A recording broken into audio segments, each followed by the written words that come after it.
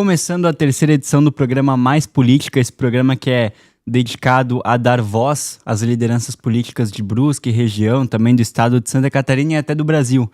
E hoje quem está aqui comigo é o ex-prefeito de Brusque, Arivec, que vai falar um pouquinho sobre vários assuntos, trajetória política, né, cassação do mandato, questão da inelegibilidade, todas as obras que foram feitas durante o período na prefeitura. Falar um pouquinho sobre tudo, né, Ari? É isso, obrigado, Tiago, obrigado ao portal Visão Mais por estar me convidando para estar aqui presente. Eu adoro estar presente nas redes sociais, na imprensa, e sempre fui muito, quando fui prefeito, quando fui vice-prefeito, procurei sempre atender, né, e explicar para a população, né, e conversar com o povo, né, porque acho que a gente estando no meio de comunicação, estando nas redes sociais, é uma oportunidade do povo também questionar e a gente sentir aquilo que o povo pensa, né, da cidade e também naquilo que a gente está falando certo e também naquilo que tiver crítica construtiva, né? Uhum. E Ari, vamos lá, a primeira pergunta que eu queria te fazer, né, eu acho que é o que mais envolve hoje a tua situação política desde que você saiu da prefeitura, né? Como é que tá o teu processo lá no STF? A tua situação aqui na elegibilidade, ainda tá tentando reverter isso? Como é que tá essa situação? Esse processo começou lá em maio de 2023, né, quando fomos retirados da prefeitura, daquela decisão autoritária, né, e injusta, que eu sempre digo e vou repetir a vida toda, do ministro Moraes. Então, de lá para cá, a gente vem com vários agravos, várias tentativas de reverter. Inicialmente, aquele momento inicial, né, que era o mandato, depois, agora, então, apenas a inexigibilidade. Então, ainda agora, no mês de fevereiro, dia 23, a gente apresentou o último recurso ao Supremo Tribunal. Esse recurso é para a segunda turma. A segunda turma, a gente hoje tem uma composição, vamos dizer assim, um pouco mais diferente do que as demais turmas da outra turma do STF, né? Porque hoje é o Nunes Marques, o Mendonça e o Fux, que saiu da primeira turma exatamente por não compartilhar com algumas questões. Então a gente acredita que essa turma há uma facilidade melhor, né? Os advogados acreditam que venha a ser julgado o mais rápido possível. Inicialmente nós acreditávamos que até o mês de outubro ia ser julgado, não foi, eu estava colocando meu nome até à disposição a deputado estadual, né? E aí conversando muitas vezes com o prefeito André, a gente dizia, André, mas temos tempo, temos que preparar o nome, temos que fazer isso, fazer aquilo, e acabamos, né, com o tempo, então não acabou não dando esse período para a gente poder trabalhar essa candidatura estadual como queria, né? Ainda pode ter uma possibilidade, mas é muito, muito restrita, muito rara. Mas eu continuo buscando a decisão, porque é uma questão de honra, né? Uma questão de dizer o seguinte, de fazer voltar aquilo que a gente acredita, né, que foi uma cassação injusta. Então, acredito que agora, no mês de abril, maio, deve ter uma manifestação. Há no meio político, Tiago, pessoas que queriam que eu me lançasse independente disso, para buscar liminar. Na cidade aqui, não vou aqui dar nome a outros políticos, sempre faz isso, né? Tentaram várias vezes. Então eu acho que não faz parte, não gosto desse tipo de política, né? Tu concorrer com uma liminar, que daqui a pouco o povo vota ou não vota, mas aí acaba o voto não sendo validado, né? Então, enganar o povo é a pior coisa que tem. Então eu prefiro falar a verdade e dizer, nesse momento eu estou inelegível, e se amanhã eu tiver uma decisão favorável a mim, aí beleza. Então, não, aí eu posso ser candidato ou não, né? Mas enquanto que eu estiver nessa posição, eu sou ainda, nesse momento, inelegível até 2028. Então, como 2028 tem uma eleição municipal, então eu vou tentar o tempo todo buscar essa minha elegibilidade para que eu possa, né, disputar a eleição, se não agora em 2026, então aí em 2028. Ori, até eu sei que ainda está muito longe para a gente falar sobre isso, né? Mas com a possibilidade de disputar em 2028, por exemplo, tu já deixou muito claro a tua preferência de ser candidato a deputado estadual, não vai ser possível, muito provavelmente não vai ser possível, né? Mas em 2028 meio que teria que voltar até para representar o nome, né? Aí seria que cargo? Vereador, vice-prefeito, prefeito? Não, volta prefeito, né? Não tenho dúvida disso, que eu tenho visitado várias lideranças, tenho procurado. Tive semana passada aqui sexta, sábado, depois voltei segunda no encontro com o governador ali na Zambuja. Então, várias lideranças políticas, várias lideranças comunitárias, o povo na rua, né? A gente é encontrado e o pessoal pede muito de novo para que a gente possa ser candidato novamente a prefeito. Então, resolvendo essa situação, passado o período dessa eleição, e eu estando com a minha elegibilidade, eu vou vir sim, provavelmente, candidato a prefeito. Claro, eu disse lá quando me filiei ao PL, aqui é o PL de Brusque, hoje é o presidente André, né, que é o prefeito e presidente, que eu sou um soldado do partido e nós temos que cumprir o ritual do partido. Eu nunca fiz diferente em nenhum outro partido. Eu estive a minha vida toda no MDB, mas sempre fui cumpridor dentro daquilo que o partido almeja. Não é uma candidatura por ser uma candidatura do Ari. Mas se lá na frente eu tiver a possibilidade e, como é que eu posso dizer para ti, a viabilidade de uma eleição, eu vou disputar, vou tentar a vaga no PL, mas também, né, eu vou tentar buscar meu espaço político. Não é uma coisa que se constrói do dia para a noite. Eu imagino, o outro dia o prefeito falou comigo, conversou da possibilidade até de eu voltar, né? Em vez de ocupar hoje, que eu ocupo um cargo no governo do estado, do governador Jorginho, de ocupar uma função talvez no próprio município, que eu não descarto, né? Porque eu nunca digo dessa água eu não beberei, né? Que secretaria você gostaria Não, eu poderia assumir qualquer secretaria, acho que de infraestrutura ou de gestão, ou outro órgão que pudesse, né, também dar a possibilidade de eu estar ali do lado do povo, porque quando eu fui prefeito, você acompanhou muito, eu fui muito o pé no chão, pé na obra, eu estive muito presente, né, eu deixei essa marca na cidade, eu acho que de ser um prefeito realizador de grandes obras, mas também estar presente no dia a dia das obras, né, eu acompanhei muito de perto, tanto é que as nossas obras sempre tiveram, vamos dizer assim, uma rapidez dentro do prazo, nós tivemos várias obras executadas muito rápido. Isso é a Beira Rio, a margem esquerda. Nós fizemos ela, bem dizer, num meio mandato, né? Conseguimos construir uma obra de 4,5 km quase. Eu lembro que o senhor me falou uma vez que o pior momento do prefeito é quando ele está dentro do gabinete, né? Então eu sempre disse isso e para mim o pior momento foi quando eu fiquei prefeito, porque aí eu tinha que ficar no gabinete atendendo, né? Porque quando eu era o vice, o Dr. Jonas participava mais da burocracia, porque o Dr. Jonas, quem acompanhou você, foi notório. Ele gostava de estar no gabinete no sentido de estar lá despachando, recebendo e tal, e deixou para que eu fizesse a parte mais de estar na rua, de estar no meio do povo, né? Então isso até me credenciou a ser o prefeito, né? Sim. Então por quê? Porque isso te dá mais oportunidade a resolver os problemas da população. Enquanto tu fica dentro do gabinete, é só problema. Porque toda hora é alguém chegando lá com alguma dificuldade, seja financeira, seja orçamentária, são várias, né, que chegam. Então, e tu estando na rua, tu tens o contato com a população e tu busca resolver a situação. Principalmente na nossa cidade, que cada chuva é um problema, né? Cada hora que chove alaga algum local. Então, eu tive essa oportunidade de estar muito próximo à população. Eu acho que nós fizemos muito. Eu tive, depois da entrega do Hospital de Azambuja, aquele dia que o governador estava aqui, à noite teve um jantar, alguns médicos estavam presentes, e eu fui. E aí eu estava dizendo para eles, se nós olharmos 2017, só a área da saúde, quando nós assumimos o governo, 2016, 2017, olhar hoje, é uma mudança assim, total, radical. Desde a Universidade de Medicina que começou aí, a Unifeb começou nesse período, até o Hospital de Azambuja, que tinha 10 leitos de UTI. Hoje tem 32. Não tinha UTI neonatal, não tinha UTI infantil, não tinha... É privado, era da igreja luterana, está aberto. O imigrante, que na época era o hospital luterano. O hospital Dom Joaquim, quando nós assumimos, não atendia a população. Ele só estava atendendo plano de saúde e privado. Nós abrimos primeiramente 12 horas do Dr. Jonas, né? E eu depois 24 horas. Então, olha como nós avançamos a especialidade, não tinha nenhuma em Brusque, não tinha ortopedia, não tinha nada que se fazia cirurgia em Brusque, era tudo, alta complexidade, era tudo fora. Então hoje já, agora até a oncologia, graças a Deus, a gente conseguiu também para Brusque. Então, se avançou tanto depois de 2016 na área da saúde em Brusque, que é notório, mesmo aquele que não gosta de mim, ou não gosta da maneira nossa de fazer política. A UPA da Santa Terezinha, não é UPA, eu mudei para PA, quem mudou eu assumo, quem mudou aquilo lá para um PA, fomos nós, da administração, lá no Temer, a gente conseguiu fazer a mudança quando o Temer era presidente da República, porque a população naquela época, naquele momento, ninguém queria uma UPA, queria um plano de atendimento só, porque a UPA ia fechar a porta do Hospital do Zambuja na época, porque fazia com que tirasse, né?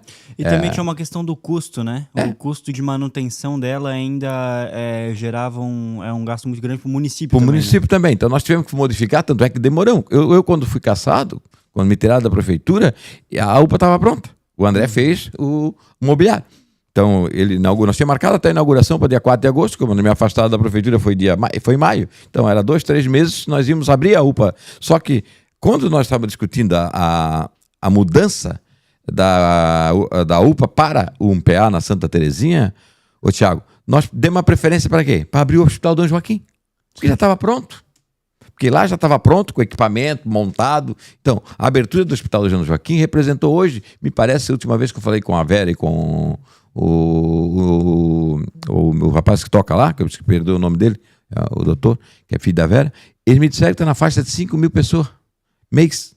Então, tu imagina, né, quantas pessoas a menos tá no Hospital de Azambuja hoje podendo ser atendido, né? Então, foi avanços muito grandes que só na saúde teve isso. Então, essa presença marcante que a gente teve perante a prefeitura, como prefeito, como vice, né? Eu acredito, as beira-rio, as obras de drenagem, foram várias feitas, né? Acesso novo. Então, nós criamos a oportunidade de buscar o Fomplata, que hoje o André, né, está aí tocando, continuando, o André com a obra, porque obras grandes, importantes, estruturantes para a cidade. Apresentamos aquele projeto Brusque 2030, lá no Bandeirante, para todas as entidades empresariais, e fomos agraciados de o apoio, né? Porque quando eu fui buscar o projeto do Fomplata, é um empréstimo internacional, a primeira vez que Brusque tinha credibilidade para buscar um projeto desse, então eu tive que também contar com a classe empresarial, contar com a sociedade brusquense organizada. E eu mostrei, gente, é isso que nós queremos, e tive o apoio. Tanto é que quando houve problema de afastamento, você lembra disso, quando os outros candidatos foram, a própria CIP chamou e disse, qual é os compromissos, nós queremos saber qual é os compromissos de continuidade que vocês vão ter com esse programa. E, graças a Deus, né, o André manteve os compromissos, as obras estão saindo do papel, e agora eu vi essa semana, acho que foi uma entrevista sua, né, que o terceiro trecho da Beira-Rio, vi uma entrevista tua, acho, com alguém da prefeitura, com o secretário. Com o secretário João, né, que logo será lançado o terceiro trecho. Essa matéria foi tua no Jornal Município, quando eu passei pelas primeiras mãos, em abril de 2020. Sim. Quando eu era candidato a prefeito, pouco antes do período eleitoral, nós lançamos esse projeto. Esse dia eu fui atrás pegar o Jornal Município e procurar. Deu uma matéria exclusiva. Prefeito lança projeto de Beira-Rio até Dom Joaquim. Então, me lembro, fui procurar o jornal para guardar a vida da gente. Eu sempre reparo, essa obra da Beira-Rio, eu acho que é algo muito, para ti, é muito importante, emocionalmente falando, assim, eu digo até... Porque eu vejo que você me compartilha bastante coisa, sempre tem uma imagem de drone, tá sempre compartilhando no Instagram. Eu acho que é uma obra que tu leva com muito carinho, né? É uma coisa que... E não é porque eu brinco, posso contar uma historinha, né? Claro. Eu cheguei um dia, eu já estava afastado da prefeitura, em novembro de 2023, deu a grande enchente, de novo. Sim. Metade da cidade, boa parte da cidade, não botou água por causa da Beira-Rio mais esquerda. Então isso, o povo não lembra, né? Mas o alargamento da ponte do Chilessa, a ponte da Tuchilessa que foi feito na época do Ciro, depois o alargamento da nossa ponte do Bombeiro, né? A ponte do Trabalhador e a ponte do Santos Dumont. Todas essas aí tiveram um volume maior, de 16 metros a mais. Só aí a vazão da água foi muito maior. Depois, toda a Beira-Rio, esses 3 quilômetros, esses 4 quilômetros que foram feitos até a Santa Terezinha na margem esquerda e mais a margem direita, porque quando nós assumimos, Tiago, ela estava na Unifeb. Nós pegamos a Unifeb, levamos até no EMA 2, são mais 2 quilômetros, que nós fizemos no mandato do Dr. Jonas, eu e o Dr. Jonas. Então, só isso aí fez com que a vazão da água fosse mais rápido e não subisse tanto na enchente de 2023. Aí eu tô lá, um bonezinho na cabeça, fui dar uma espiadinha lá na Viva, lá na Academia Viva, encostei o meu carro, tô ali quietinho, ninguém me reconheceu, de boné à noite, a água chegando quase que ali na São Cris, no Tapume, ali naquela terra armada que nós fizemos, né? No limite, o mar, aquilo ali, e o pessoal comentando, ainda bem que fizeram a margem esquerda, se não é o Ciro Rosa, aí eu aqui de boné, né? Me deu vontade de tirar o meu boné, minha senhora, sou eu que estou aqui e tal, né? A margem esquerda quem fez não foi o Ciro Rosa, fui eu e o Dr. Jonas. Então, mas é uma brincadeira, mas é porque o povo tem a sensação de quem criou, né, aquele momento inicial, né? Sim, o ex-prefeito Ciro Rosa é que iniciou todo esse processo. Então, quando nós fala Beira-Rio, o nome que vem em mente não é o Arivec. Mas nós já fizemos, eu brinquei com o André naquele dia da entrega lá no Rio Branco, nós fizemos muito mais do que isso, né? Eu fiz, e o Dr. Jonas juntos fizemos 6 quilômetros no mínimo, 4 na esquerda e 2 na direita. Agora estão levando até do Dom Joaquim, provavelmente vai dar mais uns 8. Então foram feitas muitas obras nessa questão. E aí, quando dá enchente, tu vê a diferença que é. O pessoal reclama porque tem lama, porque mexeu, mas é para isso. Mas a Beira-Rio é para isso, né? Né? É para isso. É preparada para isso. Tu imagina 2023 quantas residências podia ter botado água? Sim. Qual é o custo disso para a população.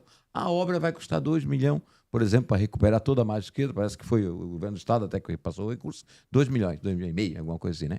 Mas tu imagina quantas coisas seriam perdidas na cidade, quantas famílias seriam atingidas que não teriam ressarcimento, porque o governo do Estado, para o município, ele consegue ajudar. O município consegue pegar o recurso e aplicar. Agora, o ser humano, quando ele perde uma geladeira, quando ele perde a sua cama, quando ele perde a sua casa, quando ele perde tudo aquilo que ele construiu, ele não consegue ter de volta. Ele é obrigado de novo a trabalhar com o esforço dele para poder adquirir. Então, esse quando tu fala na Beira Rio, que ela me emociona, é por esse motivo, por dizer assim, ó, é uma obra que transforma a cidade.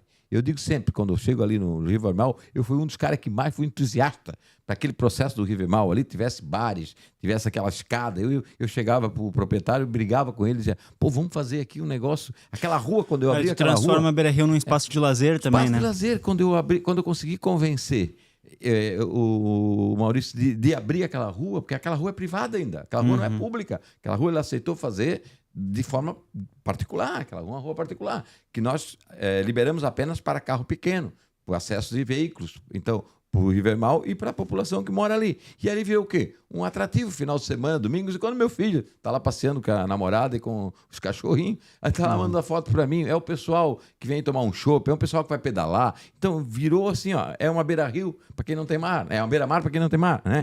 Então, pô, é um local bonito, né? É muito legal. E eu acho que fez com que a população tivesse um espaço de lazer. Eu passando sábado por Dom Joaquim, também já vi várias pessoas caminhando nessa Beira-Rio Nova do Rio Branco, várias pessoas de bicicleta, tal, fazendo exercício, ali na nova Beira-Rio que está ligando ao Rio Branco. E agora também, não sei se o senhor tem conhecimento, mas existe um planejamento da prefeitura para colocar IPs ali. Acho que vai até ajudar mais ainda nessa questão de tornar ainda mais um espaço de lazer, né? Eu acredito que sim, tem que cuidar porque essa questão da arborização, gente, eu sei que nós tivemos uma crítica ferrenha, aquela pesquisa eu falei para o André até, o prefeito questiona isso aqui, por quê?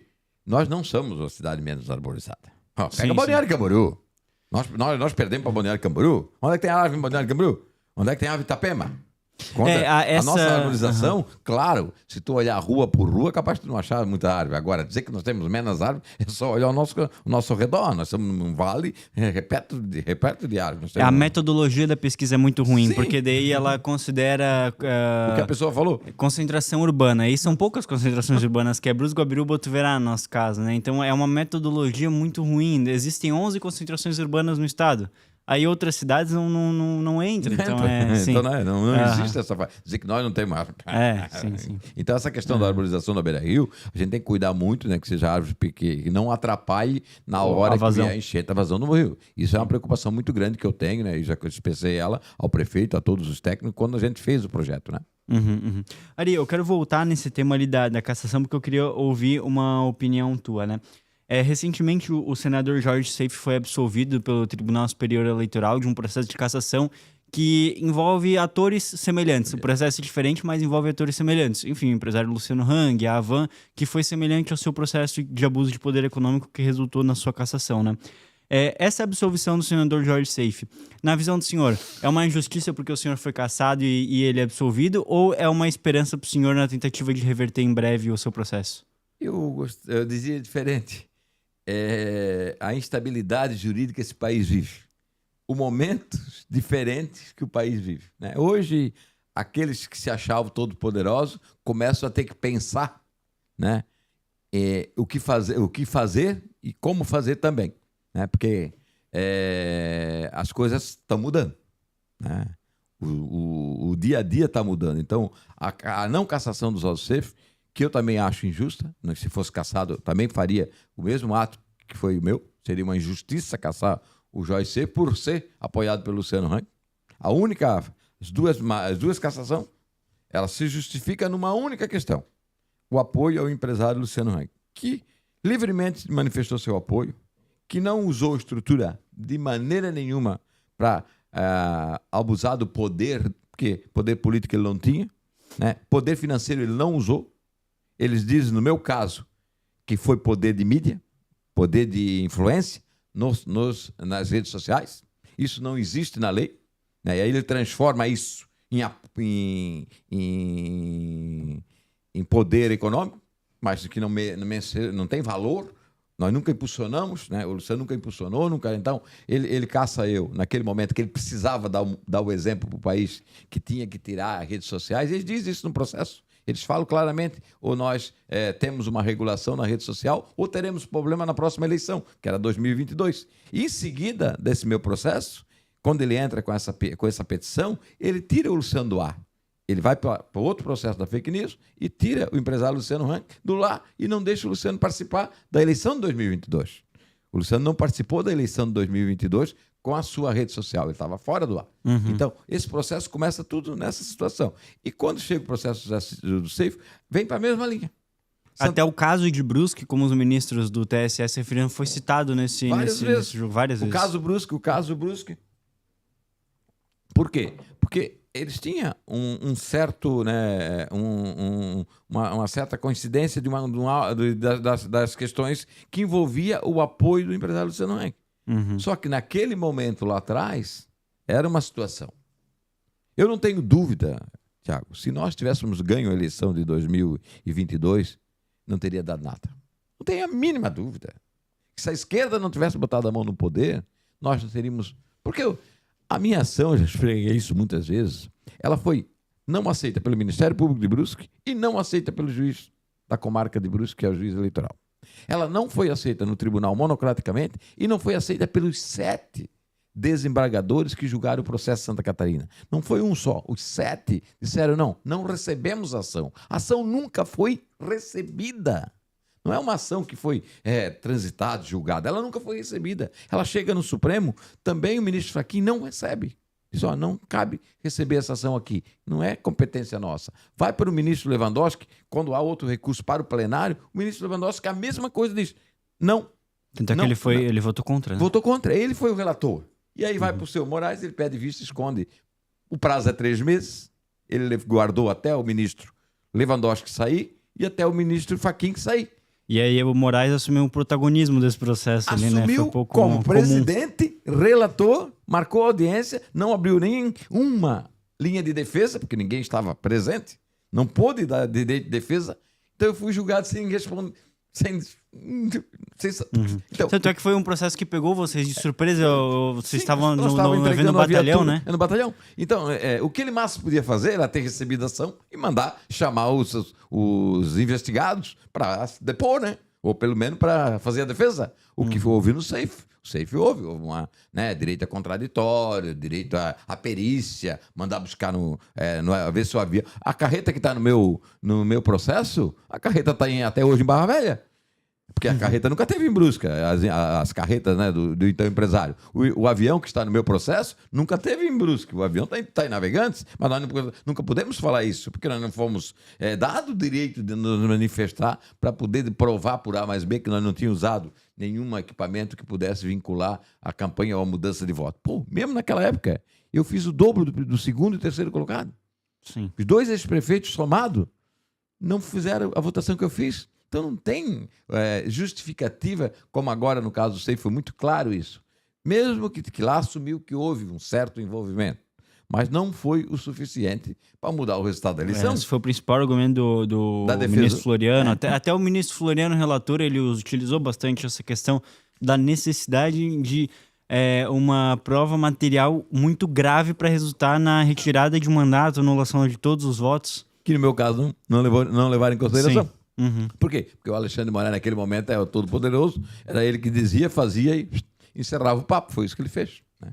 Até hoje eu não recebi a intimação, eu recebi um ofício, né? Que eu fui obrigado a entregar o cargo por ofício. Claro, com medo de uma represária pior ainda. Né? A partir do momento que eu descumprisse uma decisão dele, eu poderia ter várias. Né? Logo de quem, né? Logo de quem. E Ari, uma pergunta também um pouco mais política agora, né? Até em relação ao atual prefeito André Vecchi, quando ele era vereador, vocês tinham uma relação, né, que iniciou muito boa ali, né? Ele era um vereador governista, mas foi uma relação de altos e baixos, digamos assim. O André apoiava o governo, aí um momento parou de apoiar, virou presidente da Câmara, e aí depois vocês brigaram de novo, teve eleição, ele se elegeu, aí vocês voltaram de novo. Por que tantas idas e vindas? O que levou agora o senhor a apoiar de vez o mandato, inclusive se filiar ao PL? Olha, eu e o André, desde que o André chegou de Blumenau, a gente sempre teve uma boa relação. E nunca, na palavra briga, houve. Houve discussão muito duras, muitas vezes, até de minha parte, ele fala muito isso, né? Mas a conversa sempre foi amigável, sempre foi, assim, respeitosa, e voltamos a conversar várias vezes por telefone, independente de estarmos num lado ou no outro. Nunca tivemos dificuldade de conversar. Ninguém precisou, né, ofender um outro ou qualquer outra coisa que aconteceu. Naquele primeiro momento, o André nos apoiou, nós fizemos uma campanha junto, inclusive, eu brinco muito com ele sobre isso. Ele foi o vereador que estava dentro do meu comitê de campanha, né? A turma que estava dentro do meu comitê apoiava ele, porque ele se vivia ali, por causa da questão de rede social, por causa da questão de gravação. Ele ficava muito próximo à minha campanha, então ele estava muito próximo. Aí houve um acordo inicialmente para nós fazer o presidente da Câmara, fizemos. O segundo ficaria em nome do grupo mais novo, que aí se incluiu o André e aquele grupo de vereadores mais novos que assumiram. E eu dizia sempre que cada um buscasse o espaço para que pudesse ser o sucessor do Simas na época, 2 anos. O que aconteceu? O André buscou esse espaço, forçou bastante, né, para buscar esse espaço dentro do grupo nosso. O grupo tinha um compromisso, nós tínhamos um compromisso na época com o vereador André Resini, é verdadeiro, nunca neguei isso, então não teve como consolidar a candidatura, né? E aí o que aconteceu? O André buscou a oposição. Quando ele me veio apresentar os 9 votos, ele apresentou 2 votos da oposição. Aí eu disse para ele, não, André, aí não. Com 2 votos da oposição, tu não vai ter meu apoio. Eu, na época, se vocês forem olhar, eu viajei, não estava no Brasil, tirei férias e fui para a Itália. E quando deu o dia da votação, eu estava fora do Brasil. Eu liguei para ele naquele mesmo dia, cumprimentando. Voltando ao Brasil, fizemos uma reunião, eu e ele. Legal, na boa, continuamos a amizade. Ele tinha algumas diferenças com alguns secretários, era verdade. Ele tinha problema com a Secretaria de Obra, com alguns secretários aí. Procurador também. Procurador, né? Ele tinha algumas diferenças pessoal ou de cunho profissional ali na questão do dia a dia do trabalho, né?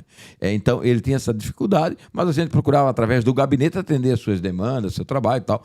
Manteve todos os compromissos que a gente estivemos juntos na questão da Câmara. Foi um presidente leal, presidente correto, republicano, mandava muitas vezes alguns reclamos que a gente precisa mandar uma lei 2 dias, né? Tem que votar 3 dias, porque não é culpa do prefeito, não é que ele aparece. reclamava disso e agora ele está fazendo agora isso. Igual. Mas ele sempre botou em votação, sempre manteve o ritmo de votação, então eu tive uma relação muito boa com ele. Quando nós fomos afastados, você estava presente lá, ele chorou comigo naquele dia lá, me levou até a porta da prefeitura, continuamos a amizade, não tem problema. A grande dificuldade, avisei o meu grupo político naquele momento, naquele dia, que a partir do momento que ele sentasse na cadeira, ele se tornaria prefeito, candidato a prefeito. Porque é natural, se tu pegar toda a lógica da história, vai dizer isso. Todo mundo que chegou da maneira que chegou, virou candidato. Então, e aí o meu grupo político, por ter outros candidatos, por ter outras pessoas que queriam, acabou se dividindo. Ficaram em 3. Na verdade, ficou o Simas, que era do meu grupo político, o André e o Molina. Né? Então, o que aconteceu? Dividimos, não conseguimos mais unir, até por muitas influências externas. Muitas pessoas dando palpite e achando isso, achando aquilo. E em vez de cuidar do meu processo, tinha que ficar apagando incêndio aqui. Eu estava em Brasília a maioria do tempo cuidando para tentar voltar ao mandato e eles brigando internamente aqui para quem seria o candidato. O André, naquele momento, recebeu o apoio do governador. O governador falou comigo sobre isso, né? Que teria que ter um candidato PL na cidade. Eu não estava no PL, estava no MDB, né?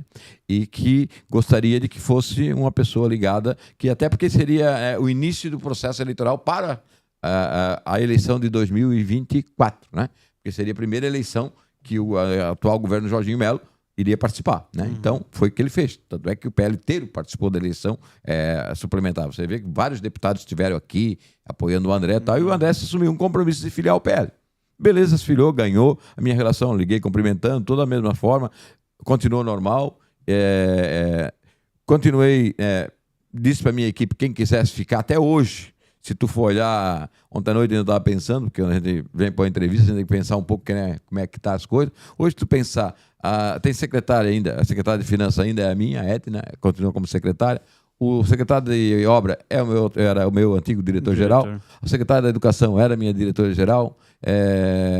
O secretário de Finanças, o Guilherme, era diretor-geral, na época não era a secretaria, hoje é a secretaria. Então, se tu pegar vários, 5, 6 secretários ainda que estão... O Rodrigo, que está hoje presidente do SAMAI, já chegou no presidente inclusive presidente do Samaí lá também. Então o Ademir que está hoje lá também. Então tem várias pessoas que eu sempre fui muito claro para eles. Vocês estão livres e à disposição, nem precisa me perguntar. O André convidou, ou qualquer... Participe, ajude, se é para ajudar, conte comigo. Então, eu nunca tive essa dificuldade, né, de ter essa conversa com o André. Um dia, o governador me conversou comigo e pediu que a gente se aproximasse mais, que ele queria um projeto político para Brusque, tal, que ele gostaria de ter essa união. E ele disse, olha, eu tinha dificuldade, porque quando eu saí do processo eleitoral de 2022, eu tive um pedido de expulsão no MDB. Na época, o ex-presidente Celso Maldaner, né, que tinha botado um candidato a deputado em Brusque, você se lembra? E botou Sim. em cima de mim contra o acordo que nós tínhamos feito.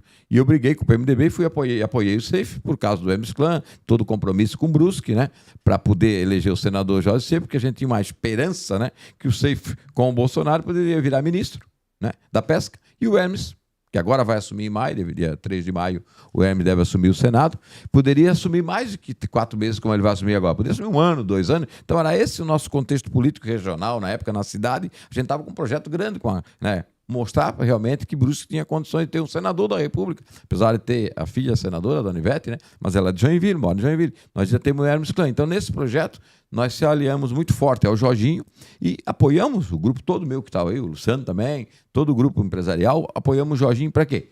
Para eleger também o SAFE, para poder... Isso aí levou com que o PMDB ficasse muito chateado comigo, e eles têm essa mágoa, vamos dizer assim, comigo até hoje, né, a nível de Estado, porque eu deixei de apoiar uma candidatura, na época, a vice, que era do Moisés, tanto é que o Moisés não veio a Brusque na campanha, você pode pegar, durante toda a campanha eleitoral, o Jorginho veio 2 vezes a Brusque e o governador não veio nenhuma vez. O governador, então, na época, nunca veio a Brusque com o vice do MDB. Por quê? Eu disse, eu não vou receber. Eu estou com o Jorginho Melo. Nosso grupo está com o Jorginho Melo. Então, passado o processo eleitoral, o Jorginho se elegeu, o SAFE se elegeu, o presidente Celso entra com um pedido para me expulsar do partido. O que acontece? Nessa reunião houve uma grande discussão, não só por causa de mim, havia várias outras situações dentro do partido saiu muito mal naquela eleição. O que aconteceu? Acabaram se destituindo a executiva do Estado. E aí se criou uma comissão provisória, só com os deputados, você se lembra, a imprensa estadual notificou, Sim. se criou uma comissão, e aí se bafou o processo, aí eu também já não estava mais confortável dentro do PMDB. Aí eu falei ao governador Jorginho, meu interesse, já que o meu grupo político de Brusque é de direita, eu me elegi com esse grupo de direita, eu administrei a cidade com esse pessoal, eu preciso estar no partido de direita. E aí o governador me sugeriu, temos o Republicano, temos o PL, temos alguns outros partidos. O Republicanos foi uma opção Foi opção até, chegaram até a falar comigo que eu iria assumir, a imprensa chegou até a dizer que eu ia assumir a presidência do Republicano em Brusque, mas nunca houve de fato esse convite. A gente conversou muitas vezes sobre o Republicano, só que eu disse, governador, a minha ligação com o Republicano, ela também não é tão grande assim. Eu não conheço o pessoal do Republicano, agora o pessoal do PL eu conheço. Né? O ex-presidente Ney, eu conheço, sempre esteve comigo numa outra eleição também. Né? Mesmo o André esteve comigo, os vereadores que estão aí, a grande maioria estiveram comigo. Então só, o PL para mim é o melhor partido, é o do senhor, eu estou no governo do senhor, eu preferi o PL. Aí eles, não, será bem recebido. Faça o processo normal. Eu vim, conversei com o prefeito André, nós já tínhamos conversado várias vezes sobre isso, e no dia 4 de agosto, quando nós estávamos no desfile, eu falei para o André, ele disse, aí, amanhã vão desfilar? Eu disse, olha, estou esperando o convite de quem é o presidente. O governador deu o aval. Agora, se o presidente municipal me convidar, eu aceito, porque a minha filiação é aqui. Eu não fui lá pedir, como alguns fazem, de ir lá por cima tentar ser candidato e pedir. Não, eu não sou desse. Falei, governador, mas só serei filiado ao partido se o partido me aceitar. Não vou forçar uma situação que... Né? Aí o André disse, não, eu vou... Não, então avisa o governador. Então, ele pegou o telefone, ligou ao governador, o governador veio aqui dia 4 de agosto e filiou. Então, nós filiamos, entramos pela porta da frente. Então, por isso que eu digo, eu quero ser um soldado do partido também. Não sou, estou aqui para ocupar cargo no partido ou para ocupar espaço para disputa. Ori, tu acha que o MDB se perdeu um pouco aí ao longo desses últimos anos até, né? O que talvez justifique a tua saída? A morte do Luiz Henrique, né, deu ao MDB uma grande dificuldade de liderança, né? Houve esse baque nessa situação aí, né?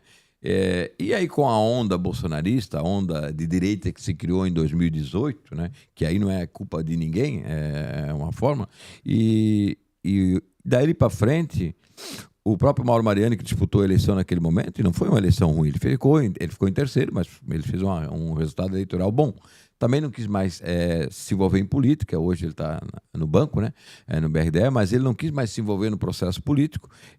O Dário não ocupou esse espaço, né, deixado também pelo governador Luiz Henrique, né? Então acabou se perdendo as grandes lideranças do MDB no estado.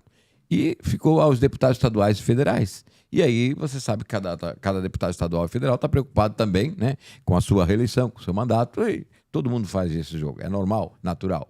E o MDB perdeu-se de buscar uma grande liderança. Tinha o Antídio, tentamos construir essa alternativa lá em 2022, que era inicialmente o candidato do meu grupo, né, do grupo do MDB, que tem mais uma origem com a direita, né, porque o Antídio é um homem de direita, um homem de posição. Então, mas esse grupo que estava ligado ao governo Moisés não aceitou.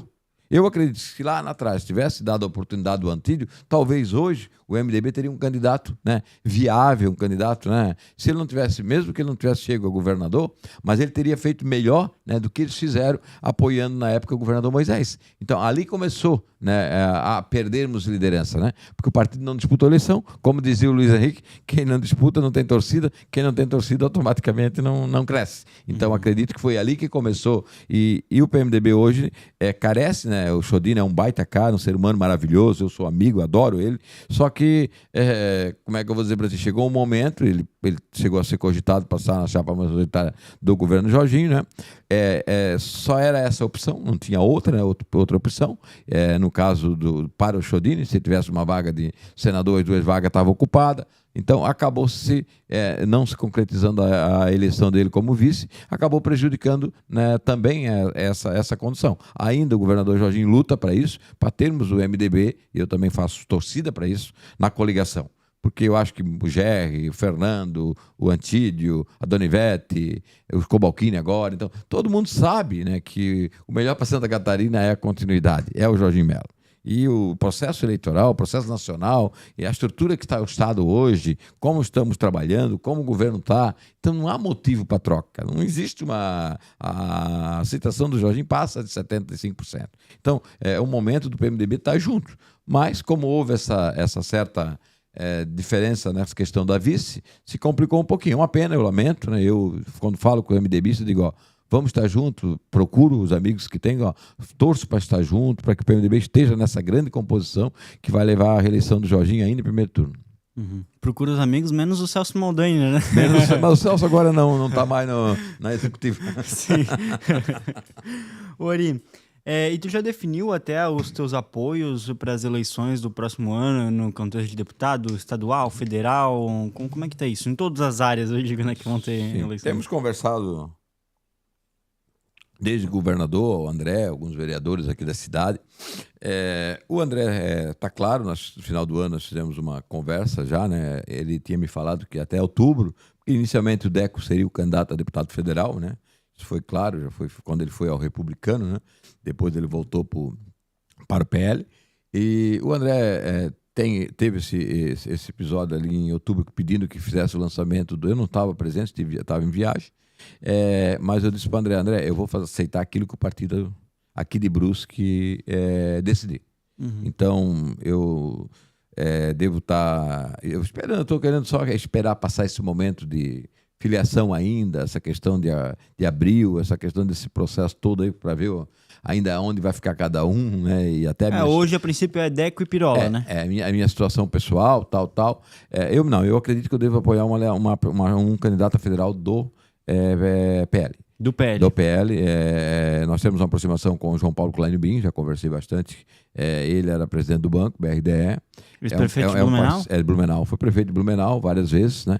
Ele tem um trabalho aqui na região e é um cara que tem uma estrutura, grande possibilidade de eleição, né? Então, pela amizade já quando eu era prefeito, anterior a isso, tenho uma amizade muito boa com o ex-prefeito de São Paulo. E com o Deco na situação de que o PL de Brusque, né, realmente confirme, né, a participação do Deco na eleição. Não tem nenhum problema, já falei isso ao Deco, já falei isso ao André. Se tivesse uma mínima possibilidade de eu disputar a eleição, eu disputaria. Acho que já está tarde demais. Lamento mais uma vez, Tiago, o grande volume de candidato, porque foi isso que tirou o Dr. Jonas da eleição passada.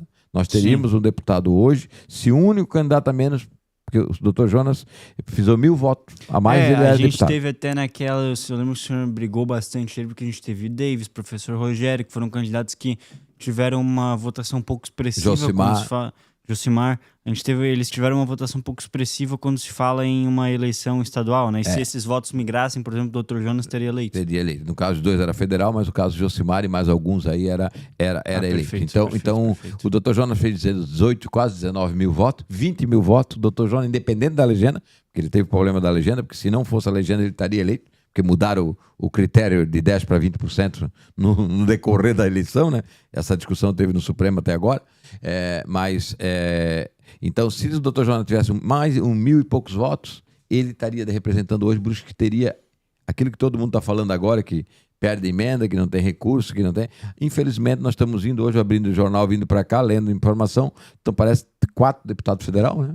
A cidade, me parece, e não sei quantos, 4, 5 também, estaduais. Então, é difícil, eu sei que o André não pensa dessa forma, estaria tentando unir tudo em nome de alguns, né? Porque para ele, como prefeito, para a cidade, seria melhor nós termos um candidato de direita. A esquerda tem um dele. O problema está na direita. A esquerda vai ter um candidato único. E muito provavelmente vai se eleger, né? Não sei se vai se eleger, não, né? Não, eu voto aqui é uma análise. Aqui é uma análise. O prefeito André Vec falou em entrevista aqui que acha que ele se elege. Eu não tenho essa... É que outro grupo político, né? O grupo político deles, eu acho que faz de 4... Atualmente eles têm 4 deputados. Uhum. Né?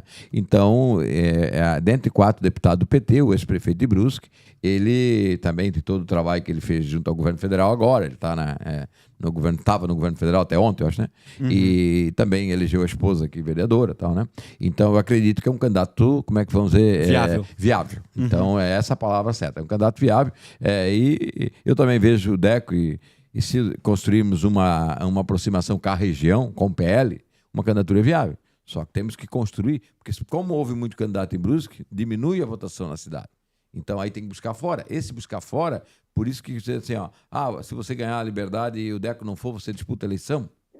Eu vou dizer, putz, agora, porque como é que eu vou? Pode ir bem com o apoio do André, com o apoio da máquina, toda a estrutura de Brusque, mas e fora?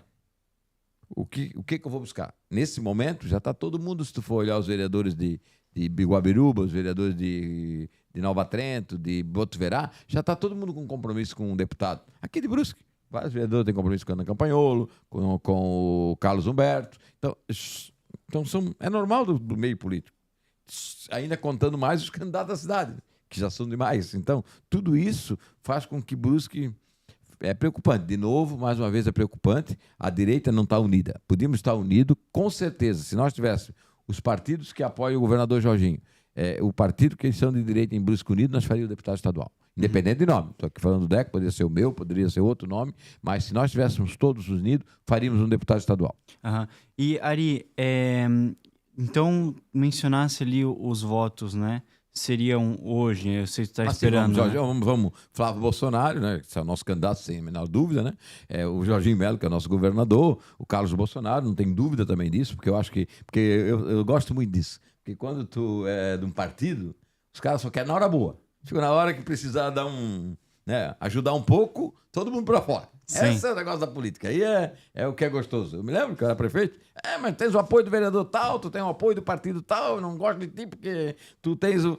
Pô, gente, na hora ruim, na hora boa, não é só na hora boa. Na hora do carro tiver de morro abaixo, pega carona, a hora que é pra empurrar pro morro acima, nós não vamos? Pô, aí não dá. Essa aí é boa pra ti, ó. Pô, agora vamos ajudar, né? Então, o meu candidato é Carol Detone, o Carlos Bolsonaro, e se der o acordo aqui na região com o João Paulo e o Deco, não terá problema nenhum, terá o meu apoio, se o acordo for esse, não depende só da minha palavra, depende do grupo. Eu nunca disse que eu vou dizer, eu vou fazer isso. Eu dependo, eu converso com o próprio governador, com algumas pessoas que são as lideranças regionais, né? Se o André tiver um outro candidato do PL, ou se tiver alguma outra costura municipal aqui com o PL de um nome. Agora, o Pirola é meu amigo, gosto dele pra caramba, tá no PP. Não sei ainda se o PP vai estar conosco na aliança. Pode até ser que o PP, por isso que eu não descarto, pode até ser que o PP esteja na aliança também ainda. Né? O governador Jorginho, como está tentando buscar o MDB, ainda continua tentando buscar o PP também. Então, essa aliança pode acontecer ainda. Então, eu digo, mas hoje eu poderia dizer que a minha chapa seria essa aqui. Claro que pode mudar de acordo com até a convenção ainda, né? E, Ari, hoje o senhor exerce uma função na SCPar, né?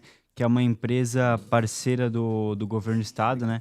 Eu queria que o senhor falasse um pouco sobre a sua atuação lá, né? O senhor é secretário executivo nessa empresa, né? Como é que funciona? Não é um cargo público, né? Ele vem de ser público. A empresa ela é totalmente a sua composição é majoritária do Estado, né? Então ela acaba se tornando uma empresa, uma autarquia, né? É uma empresa pública, né? Então o que acontece? Ela inicialmente ela se criou para buscar atrativo no governo Luiz Henrique, quando se criou a antiga SCPar, depois passou agora no governo Jorginho a se chamar Invesc.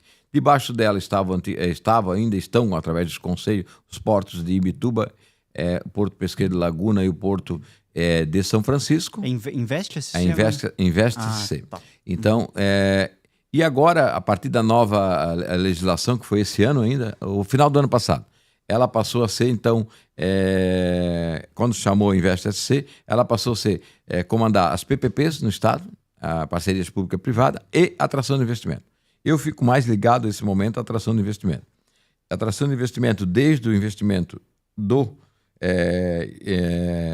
público de fora de Santa Catarina ou de fora do Brasil, muito grupo chinês, né? E muito grupo de outros países, mas também na ampliação do local. Por exemplo, a Master em Videira está fazendo grandes ampliações, é um frigorífico. Então, outras empresas... Não é o Banco Master. Não é o Banco Master, é a frigorífico. É a frigorífico Master. Então, tem várias empresas, aqui também em Santa Catarina, em expansão. Então, qual é o meu papel nesse trabalho?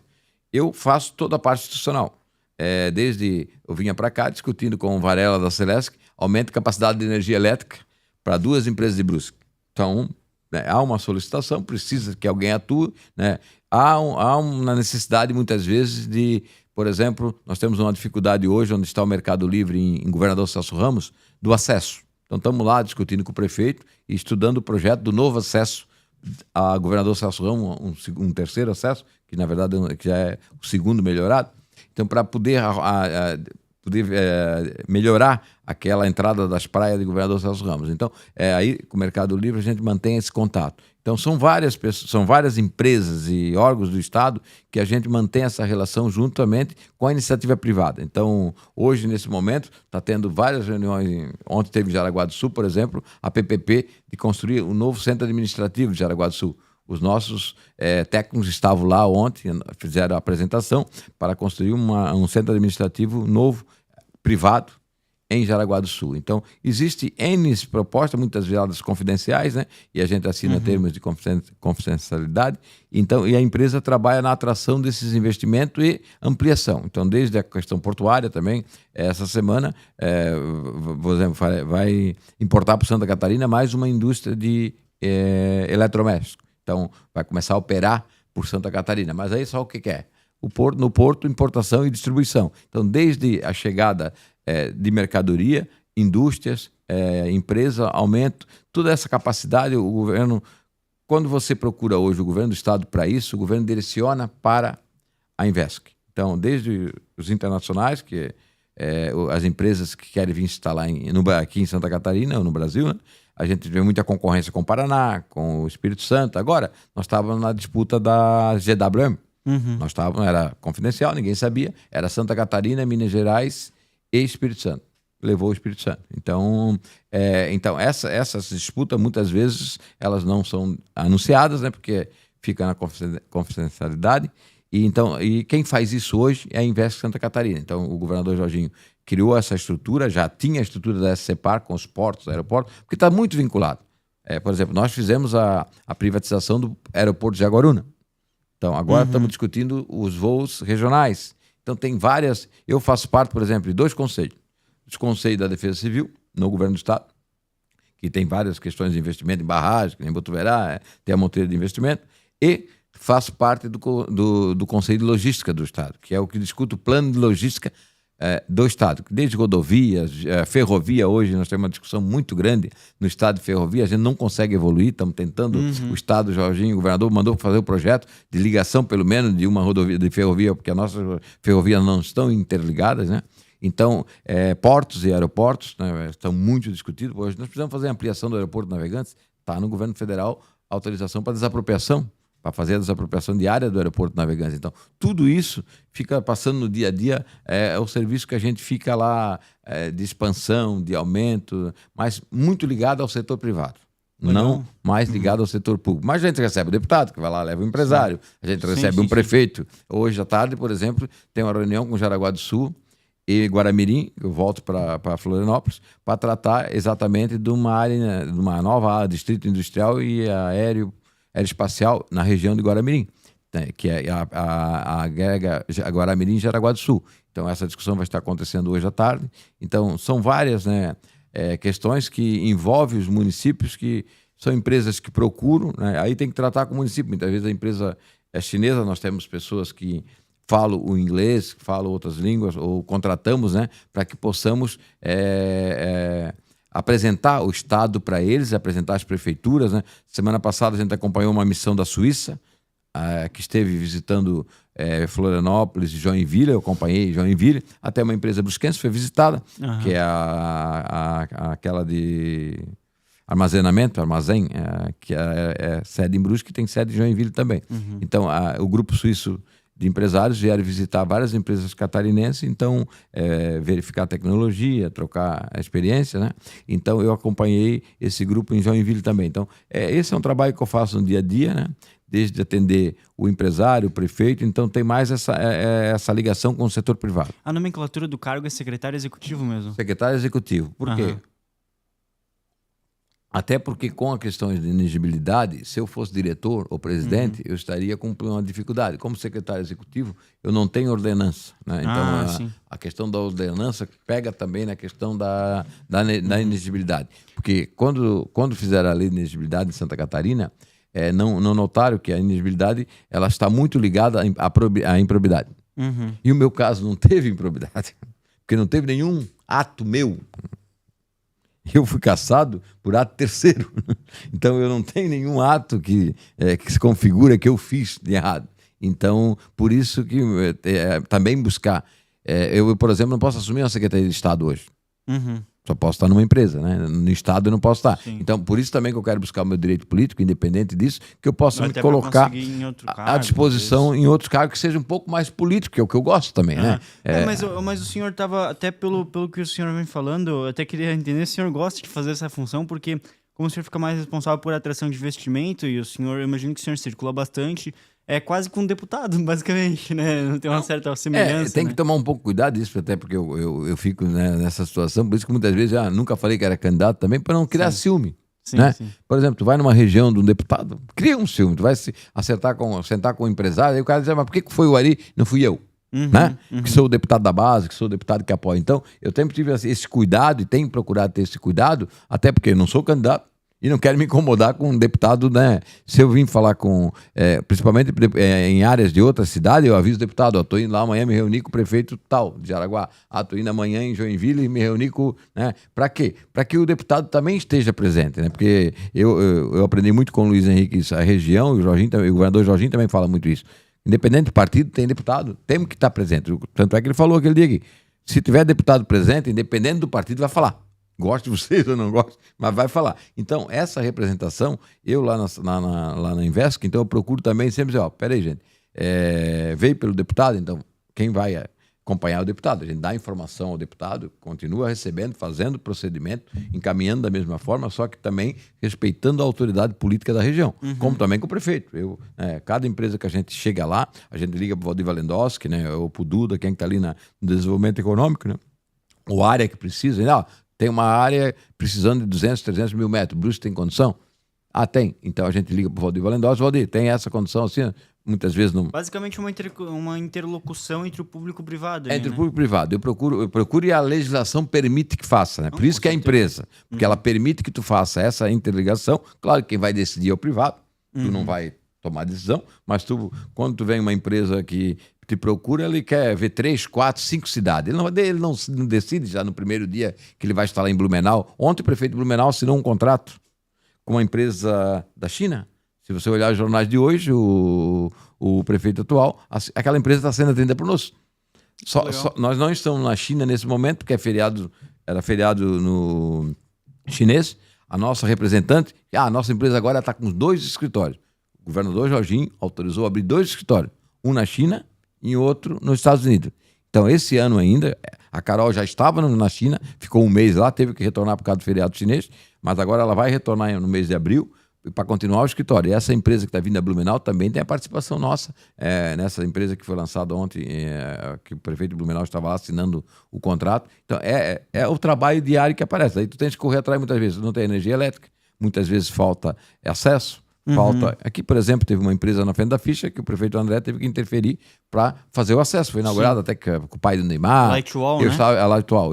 Nós participamos de todo esse processo. A parte de energia elétrica fui eu que solucionei junto à Celeste para eles. Então, não passou por nós lá na empresa e acabou sobrando para mim, que era um trabalho meu, porque essa questão junto à Celeste, que de infraestrutura, Casan, gás, então essa mediação muitas vezes é comigo, a grande maioria é comigo, então acabou passando por mim também. Eu não pude estar na inauguração porque eu estava em outro lugar, estava viajando em algum lugar, não pude estar aqui presente, mas eu me lembro que quando ela veio para cá, ela estava conosco também. Que bacana. E Ari, até atração de investimento, né? Santa Catarina é um terreno fértil para isso? Muito interesse de empresas para se instalar, a gente vê muitos galpões ali aos redor. Bota fértil nisso. Nós temos uma grande preocupação, que é a reforma tributária. Que, a partir do dia 15, eu começo a fazer parte também do grupo que estuda a reforma tributária. Ontem fui designado para acompanhar a reforma tributária também. Dia 15 tem a primeira reunião presencial, inclusive na Invesc, com um grupo que é o grupo dos importadores, aqui mais o pessoal dos trade, da região de Itajaí, aqui nessa região de Itapoá. Esse pessoal está muito preocupado, né? Então nós vamos ter, já tinha um grupo formado e eu vou começar a fazer parte a partir da reunião dia 15 de abril. Por quê? A reforma tributária, Tiago, pode nos tirar esse atrativo. Porque hoje nós temos incentivo, nós temos portos, são os maiores portos do Brasil em termos de rapidez, preço, então nós temos uma competitividade muito grande. O atrativo Santa Catarina é um negócio, o que tem de gente querendo vir para cá, seja as empresas chinesas, seja empresas de outros locais do Brasil e de outros países, nós temos uma grande procura de empresas. E o governo, desde o governador Luiz Henrique para frente, se criou um plano de incentivo muito forte. E o governador Jorginho, hoje, nesse momento, ele está assinando com mais 26 empresas, Prodec, Proemprego e incentivo. Nesse momento, na Agronômica, ele está assinando para mais 20 e poucas empresas que já estão em Santa Catarina ou que virão para Santa Catarina. Então, é um volume muito grande de procuras e incentivo do governo do Estado para isso acontecer. Temos receio com a reforma tributária se isso não vai nos prejudicar. Por que eu digo isso? A partir do momento que congelar na reforma tributária a receita municipal, o prefeito vai fazer o quê? Só vai ficar para ele discutir IPTU e taxa. Porque hoje o prefeito, quando ele traz uma empresa que tem crédito, que tira nota, ele tem crédito SEMI. 25% fica para o município. Se tem serviço, 2% do ISS é para o município. Esses 2 impostos vão acabar, vai se tornar um só, e quem vai cuidar é o governo federal. Aí tu diz o seguinte, não vão perder nada, não. Mas na proposta de reforma tributária diz o seguinte, a partir da implantação da reforma, há um congelamento, tu começa a receber até a efetiva implantação apenas o INPC.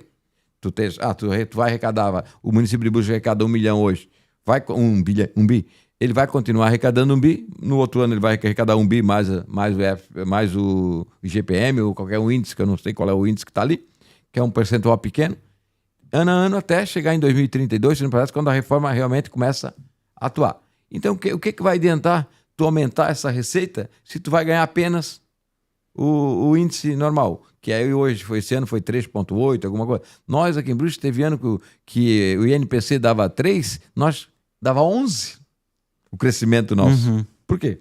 Nossa indústria cresce, nosso mercado cresce, o comércio cresce, a população aumenta, tal, tudo. Agora, a partir da reforma tributária, nós não sabemos mais o que vai acontecer com isso. Sim. Então o negócio, o prefeito vai ficar aqui administrando dinheiro que vem de Brasília, que já é uma...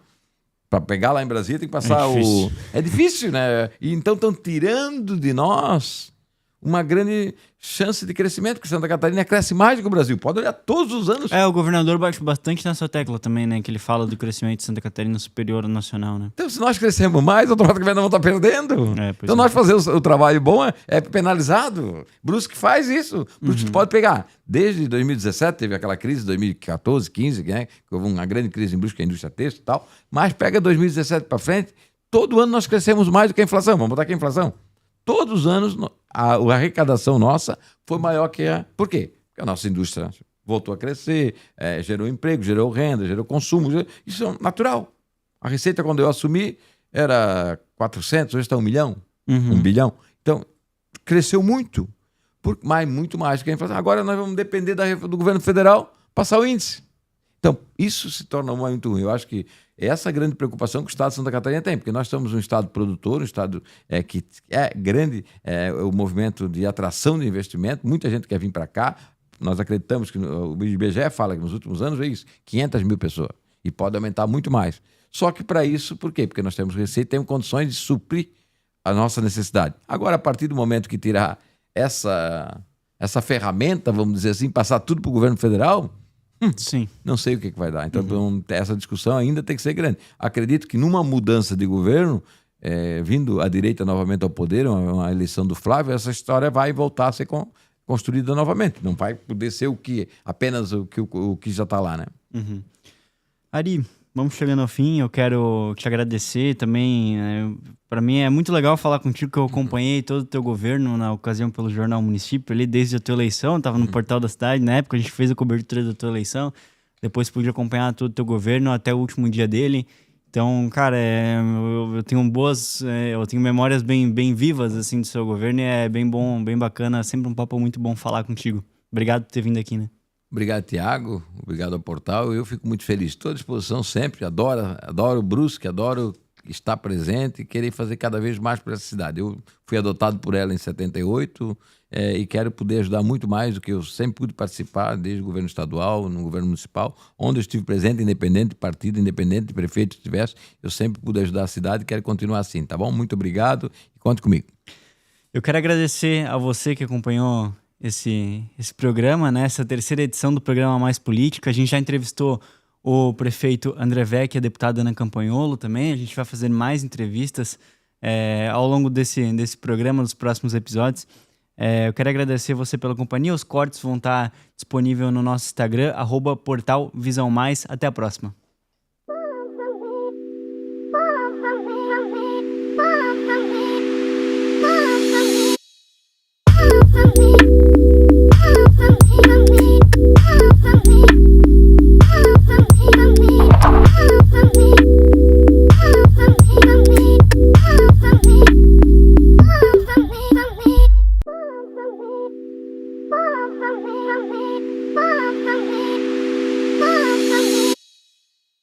For me.